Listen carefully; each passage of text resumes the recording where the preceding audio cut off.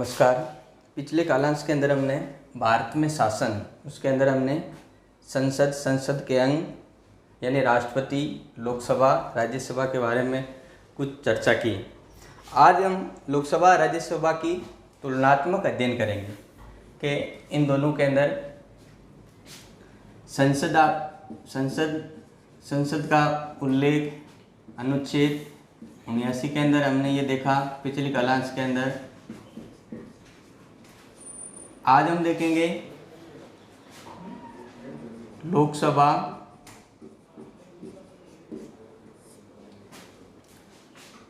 राज्यसभा, तुलनात्मक अध्ययन करेंगे। इनका आधार भी देखेंगे, किस आधार पर हम तुलना कर रहे हैं। सबसे पहले हम देखेंगे इनकी संरचना। आपको पता ही है, मैंने पहले भी बताया, लोकसभा का जो संरचना है अनुच्छेद 81 के अंदर है। मैंने पहले बताया हमारे देश के संविधान के अंदर कुल 395 अनुच्छेद है, उसके अंदर अनुच्छेद 81 के अंदर लोकसभा का उल्लेख है। राज्यसभा का उल्लेख अनुच्छेद 80 के अंदर है। अनुच्छेद 80 के अंदर राज्यसभा का उल्लेख है। अब हम इनका देखेंगे अन्य नाम,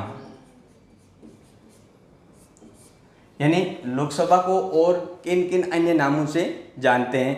जैसे इसको निम्न सदन,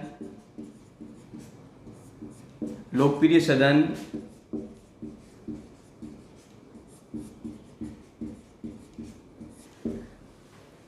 प्रथम सदन, अस्थायी सदन,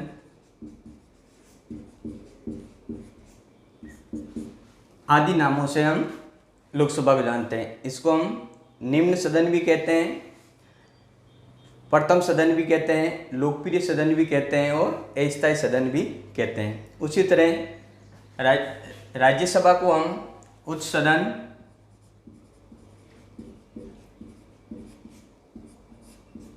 राज्यों का सदन,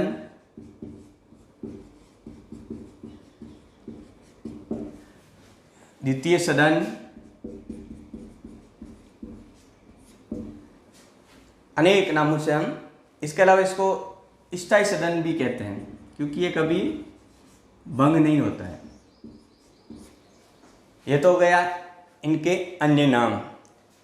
अब हम इनके देखेंगे अधिकतम संख्या कितनी हो सकती है।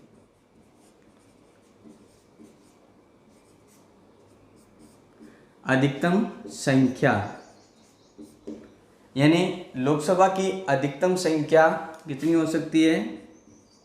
552।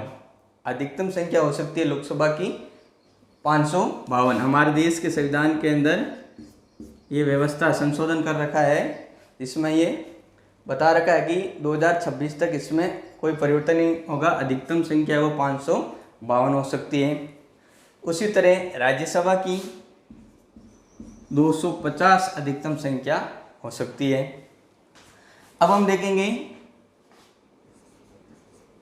वर्तमान संख्या यानी जब भारत के अंदर जो जम्मू कश्मीर को विशेष राज्य का दर्जा है हटा दिया गया था और उसको केंद्र शासित प्रदेशों के अंदर बांट दिया गया, उस समय से पहले की जो संख्या थी वो है 545 लोकसभा की, 245 राज्यसभा की।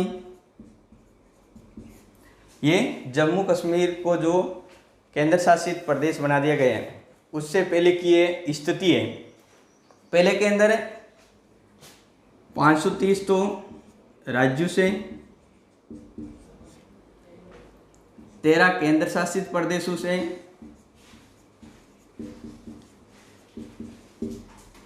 और 2 मनोनीत यानी एंग्लो इंडियन। लेकिन ये वर्तमान में जो ये मनोनीत की जो प्रथा है ये भी समाप्त कर दी गई है। इसी तरह राज्यसभा के अंदर 245 में से 245 में से 229 राज्यों से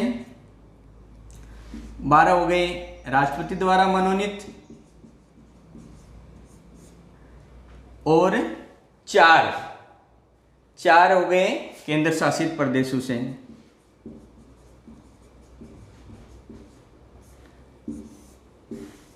यानी ये वर्तमान में जैसे भारत के अंदर 28 राज्य 9 केंद्र शासित प्रदेश हैं, यानी जो जब 29 राज्य जम्मू कश्मीर उस समय था, उस समय की स्थिति है, उस समय 229 तो होते थे राज्यों से, 12 राष्ट्रपति द्वारा मनोनीत जो कला साहित्य विज्ञान खेल कूद अन्य जगत से जो लोग होते थे उनको मनोनीत राष्ट्रपति द्वारा किया जाता था, और 4 केंद्र शासित प्रदेशों द्वारा। ये तो हो गई संख्या।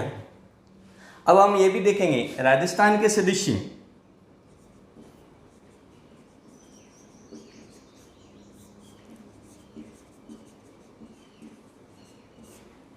आप सबको बताइए राजस्थान के लोकसभा सदस्य हैं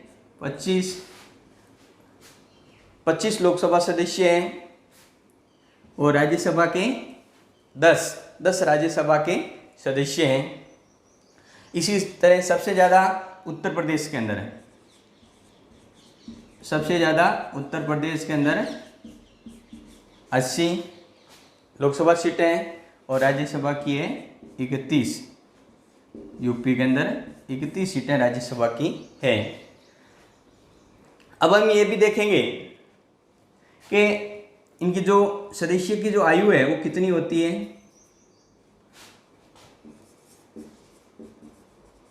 यानी किस आयु का व्यक्ति लोकसभा सदस्य या राज्यसभा सदस्य बनने के लिए योग्यता रखता हो।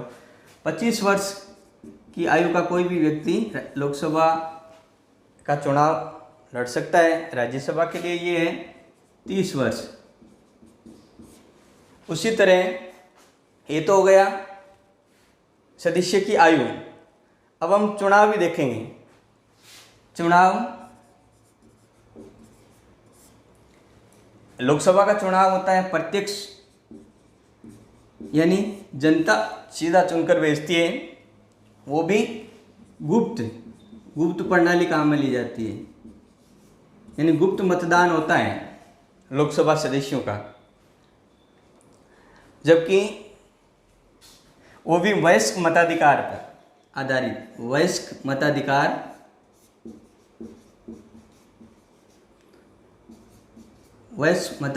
पर आधारित, जिसकी आयु 18 वर्ष, चाहे स्त्री हो चाहे पुरुष हो, उसको वोट देने का अधिकार है।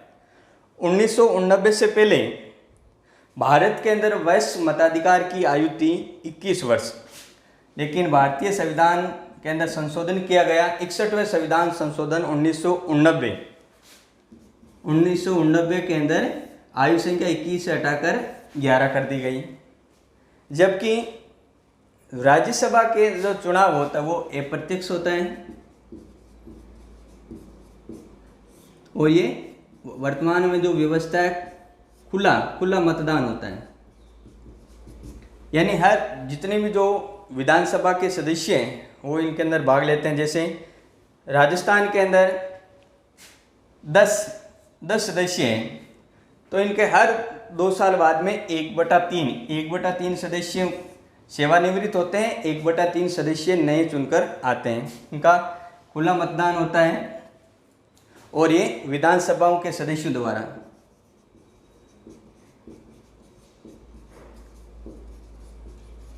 विधानसभा के सदस्य इसमें भाग लेते हैं। ये तो हो गया।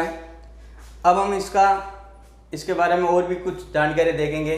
इससे संबंधित कई जितने भी प्रतियोगी जो परीक्षाएं होती है, बोर्ड के अंदर भी कई ऐसे प्रश्न पूछे जाते हैं। जैसे लोकसभा का उल्लेख किस अनुच्छेद के अंदर है, उसके अंदर हम बता सकते हैं लोकसभा का जो उल्लेख है अनुच्छेद 81 के अंदर है। राज्यसभा का है 80। संसद का उल्लेख किस अनुच्छेद के अंदर है वो भी हम बता सकते हैं। कई बार परीक्षाओं के अंदर ये पूछा जाता है निम्न सदन किस सदन को कहा जाता है, तो हम बता सकते हैं। इसी तरह प्रथम सदन, अस्थायी सदन। कई बार ये भी पूछा जाता है अधिकतम संख्या कितनी है, वर्तमान में कितनी है, राजस्थान के अंदर कितनी है, सबसे ज़्यादा किस राज्य की है। सदस्य की आयु कितनी होती है, योग्यता, कौन सी प्रणाली होती है, अप्रत्यक्ष होता है या प्रत्यक्ष, इस तरह के सवाल परीक्षाओं के अंदर पूछे जाते हैं। अब हम थोड़ा इसे आगे देखते हैं।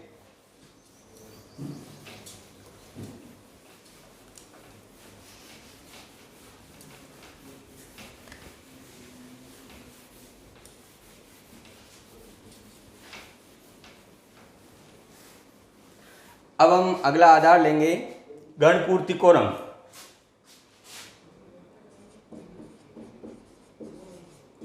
गणपूर्ति है कोरम। आपको पता है, मैंने पिछली क्लास के अंदर बताया, लोकसभा के लिए गणपूर्ति कोरम है यानी कुल सदस्य संख्या का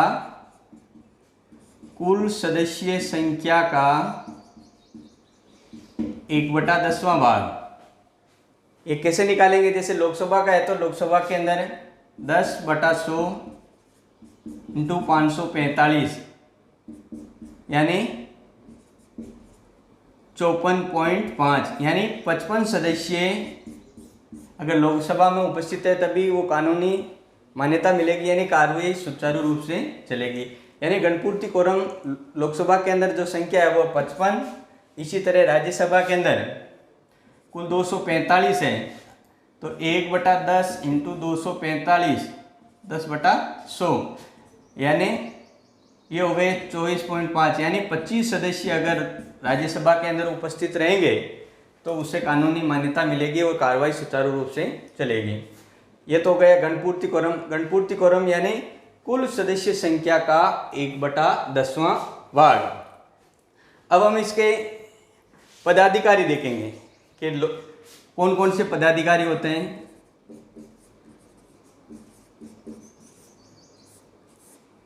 लोकसभा के अंदर पदाधिकारी आपको पता है, लोकसभा अध्यक्ष होता है,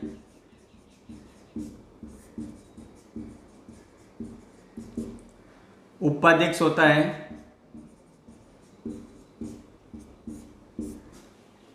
राज्यसभा के अंदर सभापति होता है जो पदेन होता है, यानी भारत का जो उपराष्ट्रपति होगा वो राज्यसभा का सभापति होगा। इसी तरह एक उपसभापति भी होता है।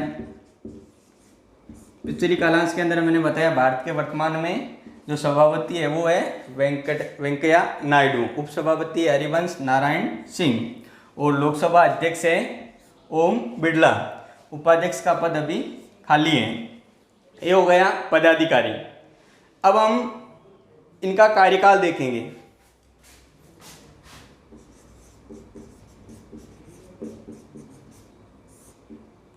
कार्यकाल, लोकसभा का कार्यकाल प्रथम बैठक से 5 वर्ष, यानी जब लोकसभा के चुनाव होते हैं, प्रथम बैठक होती है, उससे आगामी 5 वर्ष तक लोकसभा का कार्यकाल रहता है।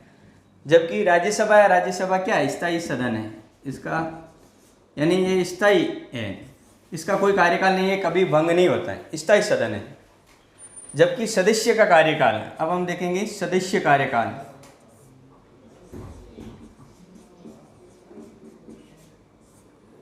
सदस्य कार्यकाल यानी लोकसभा सदस्य का कार्यकाल होता है 5 वर्ष, राज्यसभा सदस्य का कार्यकाल होता है 6 वर्ष। ये ध्यान रखने योग्य बातें हैं। यानी लोकसभा सदस्य उसका कार्यकाल 5 वर्ष और जो राज्यसभा का जो सदस्य है वो उसका होता है 6 वर्ष। यानी हर 2 साल बाद में 21 सदस्य सेवानिवृत्त होते हैं और 1/3 सदस्य नए चुनकर जाते हैं। जैसे राजस्थान के अंदर 10 सदस्य हैं तो हर इसके अंदर 3 का भाग देंगे तो 2 बार तो 3, 1 बार 4 सदस्य, यानी 2 साल बाद में, हर 2 साल बाद में, ये फिर 2 साल बाद में और ये 2 साल बाद में ये सदस्य चुनकर भेजते हैं। अब हम देखेंगे इनकी शपथ।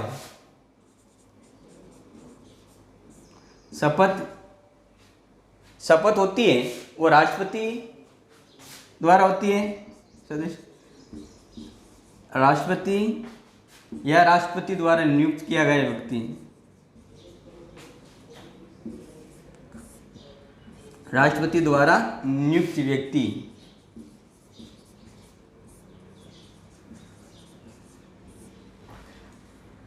और उसी तरह इनकी भी होती है सभापति द्वारा।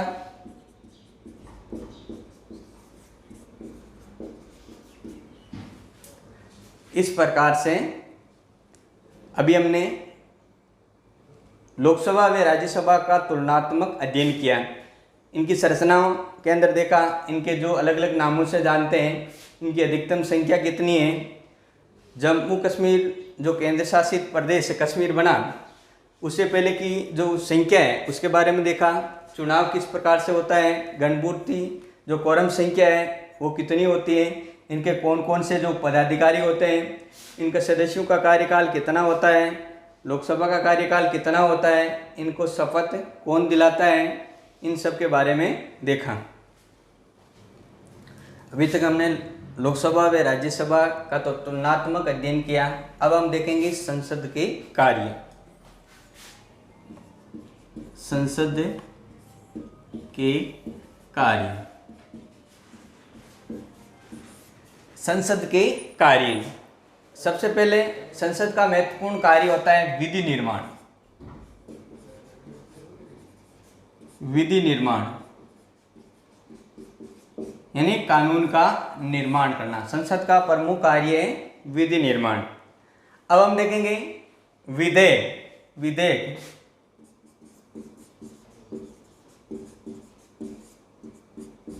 सबसे पहले हम विधेयक क्या होता है, कानून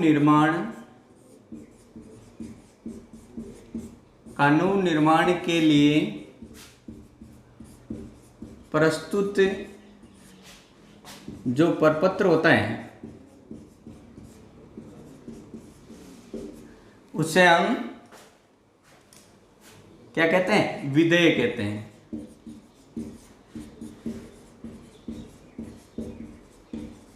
यानी कानून निर्माण के लिए जो प्रस्तुत किया गया जो प्रपत्र होता है उसे हम विधेयक कहते हैं। विधेयक भी दो प्रकार के होते हैं। विधेयक को भी हम दो भागों में बांट सकते हैं, सरकारी विधेयक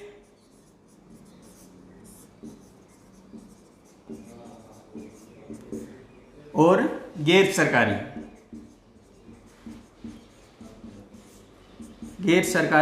विधेयक। अब इन दोनों के अंदर अंतर क्या है, फर्क क्या है। जो सरकारी विधेयक होता है वो मंत्री द्वारा प्रस्तुत होता है, मंत्री द्वारा प्रस्तुत, यानी जो सरकारी विधेयक है वो केवल मंत्री द्वारा ही प्रस्तुत होता है। जबकि गैर सरकारी विधेयक है वो कोई भी संसद का जो सदस्य है वो इसको रख सकता है। ये तो फर्क हो गया सरकारी विधेयक और गैर सरकारी विधेयक के अंदर। यानी जो सरकारी विधेयक है वो केवल मंत्री द्वारा ही प्रस्तुत होता है, जबकि गैर सरकारी विधेयक है उसको कोई भी सदस्य रख सकता है, प्रस्तुत कर सकता है। अभी हमने देखा विधेयक किसे कहते हैं, कानून निर्माण के लिए जो प्रस्तुत किया गया जो प्रपत्र होता है उसे हम विधेयक कहते हैं। अब हम देखेंगे विधि निर्माण के अंदर सबसे पहले तो विधेयक प्रस्तुत जो किया जाता है, विधेयक के बारे में हमने जाना। अब हम देखेंगे प्रत्येक विधेयक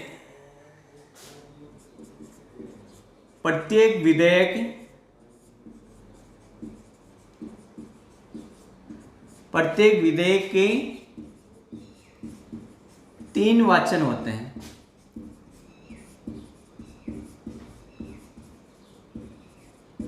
प्रत्येक जो विधेयक है उसके 3 वाचन होते हैं।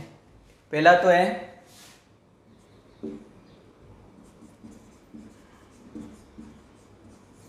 विधेयक प्रस्तुत करना। प्रत्येक विधेयक के 3 वाचन होते हैं। प्रथम जो प्रक्रिया होती है उसके अंदर तो क्या होता है, कोई भी विधेयक प्रस्तुत किया जाता है। अगर सरकारी विधेयक होता है तो मंत्री द्वारा प्रस्तुत होता है, अगर गैर सरकारी विधेयक होता है तो किसी भी सदस्य द्वारा प्रस्तुत किया जा सकता है। दूसरा, इसके अंदर जो वाचन होता है उसके अंदर विधेयक पर चर्चा होती है, विधेयक पर चर्चा होती है। यानी जो दूसरा इंपॉर्टेंट है विधायक का जो पार्ट है उस पर जो भी विधेयक है, कानून बन रहा है, उस पर विस्तार से चर्चा होती है, अलग अलग जो समितियां होती हैं उसको इसकी बारीकी से जांच करती है। और जो तीसरी जो इसकी प्रक्रिया है, तीसरा वाचन है, उसके अंदर होती है मतदान होता है, उसके अंदर मतदान प्रक्रिया होती है, मतदान होता है। यानी जो सदस्य हैं, जैसे मान लो कोई भी विधेयक जैसे लोकसभा में रखा है, तो लोकसभा के अंदर जो हर विधेयक के जो 3 वाचन होते हैं, पहले के अंदर प्रस्तुत करना, दूसरे के अंदर चर्चा, फिर उसके अंदर मतदान होता है, यानी स्वीकृति ली जाती है सदस्यों की, ये प्रक्रिया होती है। कानून निर्माण की जो प्रक्रिया पढ़ रहे हैं, इसके 3 वाचन होते हैं, पहले के अंदर प्रस्तुत किया जाता है, दूसरे के अंदर चर्चा होती है, तीसरे के अंदर मतदान होता है। ये जैसे पहले मान लो लोकसभा के अंदर रखी गई, तो ये की ये प्रक्रिया हम दूसरे सदन यानी राज्यसभा के अंदर रखेंगे, यानी विधेयक को दूसरे सदन में, ये की ये प्रक्रिया हम विधेयक को दूसरे सदन में रखेंगे।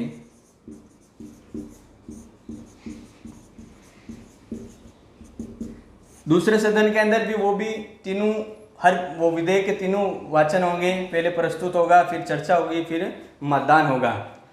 फिर अगर मान लो किसी भी मामले के अंदर दोनों सदनों के अंदर मतभेद है, तो क्या होगा, अगर मान लो साधारण विधेयक के अंदर दोनों सदनों के अंदर मतभेद है, तो उसके अंदर साधारण विधेयक के अंदर है संयुक्त बैठक का प्रावधान है। दोनों सदनों की संयुक्त बैठक का प्रावधान है। इसको हम देख सकते हैं अनुच्छेद 108 के अंदर, अनुच्छेद 108 के अंदर इसका संयुक्त बैठक का उल्लेख है।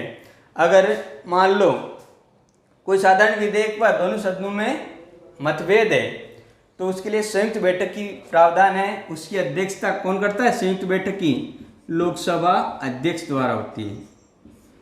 संयुक्त बैठक की अध्यक्षता लोकसभा अध्यक्ष करता है। अगर ये अनुपस्थित रहता है तो उपाध्यक्ष करता है। अब हम ऐसा क्यों मानते हैं कि जो शक्तिशाली सदन है, जो लोकसभा सदन है, क्यों मानते हैं? क्योंकि लोकसभा के सदस्य ज़्यादा होते हैं, 545, राज्यसभा के 245। अगर इन दोनों की अगर बाद में संयुक्त बैठक पर जो प्रावधान है मतदान होगा, तो उसके अंदर जो संख्या बल है वो लोकसभा की ज़्यादा है, इसलिए लोकसभा को हम शक्तिशाली सदन मानते हैं। ये तो हो गई जो विधेयक की जो प्रक्रिया है। फिर अगली इसकी जो स्टेप है वो होती है विधेयक पर राष्ट्रपति की अनुमति। विधेयक पर राष्ट्रपति की अनुमति, यानी ये प्रक्रिया गुजरने के बाद में राष्ट्रपति के सामने रखा जाता है। राष्ट्रपति के हस्ताक्षर होने के बाद में कोई कानून बनता है। इसका उल्लेख अनुच्छेद 111 के अंदर है। अनुच्छेद 111 के अंदर है। पहला हम संसद के कार्य पढ़ रहे हैं। सबसे पहले तो हमने देखा विधि यानी कानून निर्माण करना। दूसरा हम संसद का कार्य देखेंगे।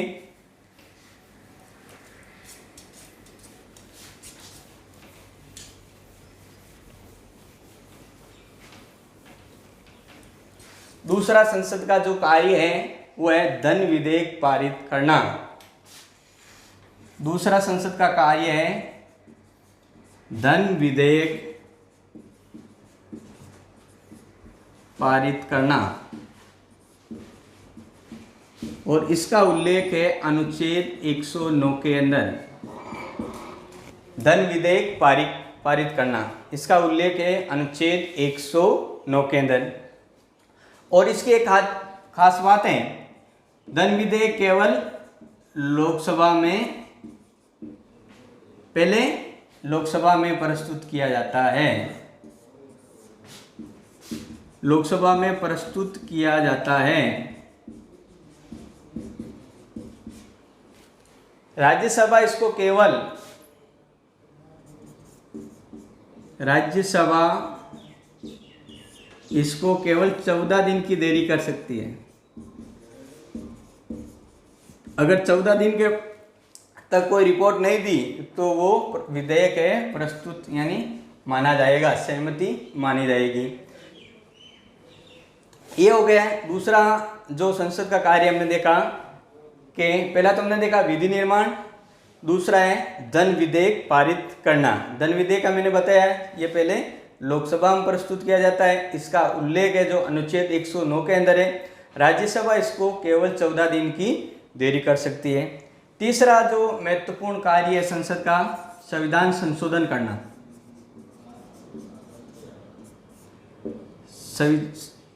संविधान संशोधन, संविधान संशोधन इसका हम उल्लेख अनुच्छेद 368 के अंदर देखते हैं। संविधान संशोधन का उल्लेख है हम अनुच्छेद 368 के अंदर देखते हैं। अब हम देखेंगे विधेयक भी 3 प्रकार के होते हैं।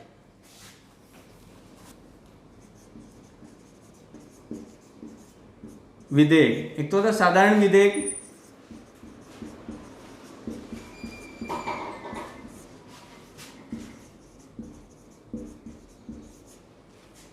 दूसरा हम बता सकते हैं धन विधेयक, और तीसरा संविधान संशोधन।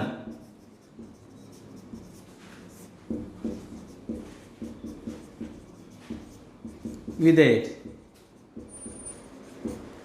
विधेयक भी को भी हम 3 भागों में बांटते हैं, साधारण विधेयक, धन विधेयक और संविधान संशोधन विधेयक। ये तीसरा हो गया कार्य। अब हम देखेंगे संसद के कार्यों के अंदर चौथा, कार्यपालिका पर नियंत्रण।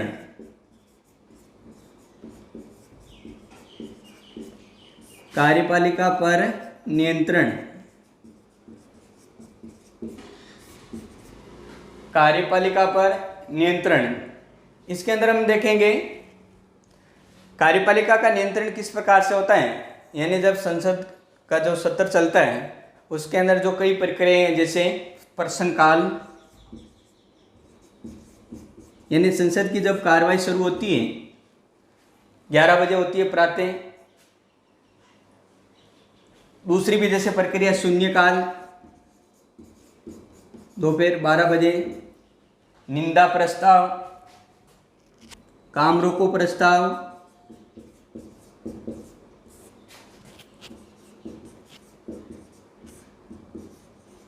निंदा प्रस्ताव आदि माध्यम से कार्यपालिका पर संसद नियंत्रण करती है। यह भी एक संसद का कार्य है। इस तरह और भी जैसे ध्यानाकर्षण प्रस्ताव है, किसी महत्वपूर्ण विषय पर ध्यान आकर्षित करना है, वैसा प्रस्ताव भी हम संसद के अंदर जो सदस्य है वो रखते हैं। इस प्रकार से ये संसद के कार्य हो गए। संसद के कार्यों के अंदर हमने एक तो देखा है संसद के कार्यों के अंदर विधि निर्माण। विधि निर्माण के अंदर हमने देखा विधेयक कितने प्रकार के होते हैं। जैसे सरकारी विधेयक जो मंत्री द्वारा प्रस्तुत होता है, गैर सरकारी विधेयक यानी जो सदस्य द्वारा प्रस्तुत होता है। प्रत्येक जो विधेयक होते हैं उसके 3 वाचन होते हैं। प्रथम वाचन के अंदर विधेयक को प्रस्तुत किया जाता है, दूसरे वाचन के अंदर विधेयक पर चर्चा होती है, और जो इसका विधेयक का जो तीसरा वाचन है उसके अंदर मतदान होता है। एक ही ये प्रक्रिया दूसरे सदन के अंदर होती है। इसके अलावा मान लो अगर दोनों सदनों के अंदर किसी साधारण विधेयक पर मतभेद है तो उस पर संयुक्त बैठक का प्रावधान भी है, और संयुक्त बैठक की जो अध्यक्षता है वो लोकसभा अध्यक्ष द्वारा होती है। फिर दोनों सदनों से पारित होने के बाद में राष्ट्रपति के बाद पास जाता है, राष्ट्रपति उस पर हस्ताक्षर करने के बाद में कोई कानून बनता है।